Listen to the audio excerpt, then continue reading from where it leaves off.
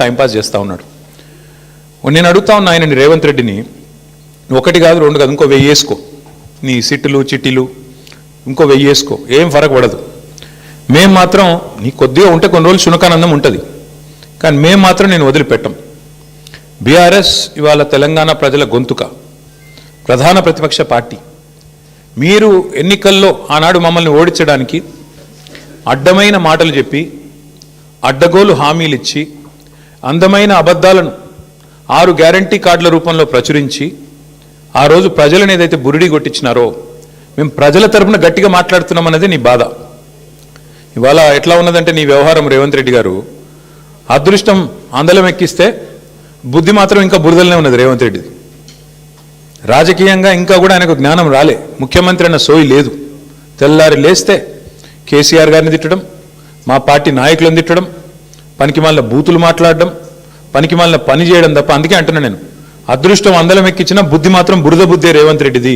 అందుకే ఈ దిక్కుమాలిన పనులు చేస్తూ ఉన్నాడు. 2 సంవత్సరాల నుంచి సాగదీస్తున్నాడు ఫోన్ ట్యాపింగు. నేను ఇవాళ అడుగుతా ఉన్నా రేవంత్ రెడ్డిని, ఎందుకు ఒక్క అధికారి కానీ, ఒక్క మంత్రి కానీ, లేదా స్వయంగా హోంమంత్రి ముఖ్యమంత్రిగా ఉన్న ఈ రాష్ట్రంలో ఒక్క అఫీషియల్ ప్రెస్ మీట్ ఎందుకు ఉండదండి ఫోన్ ట్యాపింగ్ మీద? ఒక్కరు బయటకు వచ్చి ఎందుకు మాట్లాడరు? ఎన్ని రోజులు లీక్ల మీద బతుకుతావు? జరిగింది తప్పు అంటున్నావు, ఏం తప్పు జరిగింది చెప్పు. ఇంకెన్ని రోజులు లీక్ల మీద బతుకుతావు? ఎన్ని రోజులు లీకులు ఇచ్చుకుంటా, ఫలానా వల్లదైంది, ఇదైంది, అల్లమైంది, బెల్లమైంది, పనికిమాలిన లీకులు తప్ప ఒక్క అధికారిక ప్రెస్ మీట్ ఈరోజు వరకు ఉందా? సిట్టు కానీ, ఇంకోటి కానీ, లేదా మంత్రులు కానీ, ముఖ్యమంత్రి కానీ ఒక్క మాట అధికారికంగా చెప్పిన పాపన పోయినరా? ఏంది ఫోన్ ట్యాపింగ్? ఎవరి ఫోన్ ట్యాపింగ్? ఎక్కడ ఫోన్ ట్యాపింగ్? ఏం జరిగింది?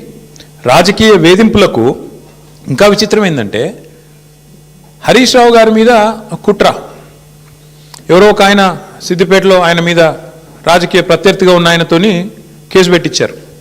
పెట్టిస్తే హరీష్ రావు గారు న్యాయస్థానాన్ని ఆశ్రయించినారు, హైకోర్టు పోయినారు.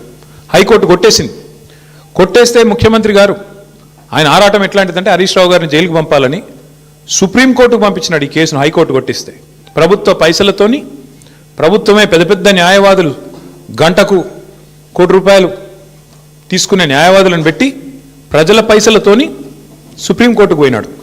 సుప్రీంకోర్టు కూడా కొట్టేసింది. అయినా నీకు సిగ్గు రాలేదా?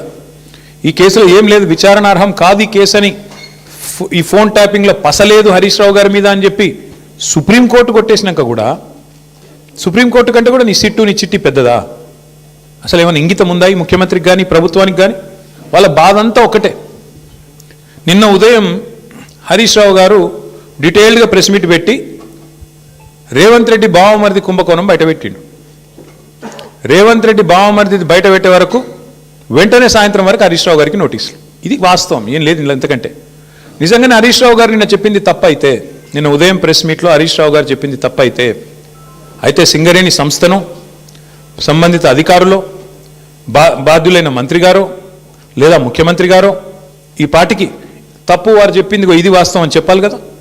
చెప్పారా? 24 గంటలు అయిపోయింది. ఎందుకు మాట్లాడట్లేదు? ఎందుకు ఒక్క స్పందన లేదు? ఎందుకు ఒక్కరంటే ఒక్కరు? కాంగ్రెస్ కుంభకోణాలు బయటపెట్టిన ప్రతిసారి ఇదే డైవర్షన్ గేమ్లు, ఇదే రకమైన డ్రామాలు వీళ్ళకి అలవాటుగా మారిపోయింది. సింగరేణి టెండర్లలో ఇవాళ నేను ఆధారాలతో సహా మీ ముందు బయటపెట్టబోతా ఉన్నా. స్పష్టంగా రేవంత్ రెడ్డి గారి బావమరిది కోసం ఆయనని కింగ్ పిన్గా చేసి, సృజన్ రెడ్డి అనే వ్యక్తిని కింగ్ పిన్గా చేసి, ఆయన చుట్టూ ఇవాళ మొత్తం ఆ టెండర్లన్నీ రిగ్గింగ్ చేసి మొత్తానికి 9 టెండర్లు ఇప్పటికే పూర్తి చేసినారు. మీకు ఈ విషయంలో ఒక చిన్న అవగాహన ఉండాలి కాబట్టి ఒక చిన్న విషయం చెప్తాను.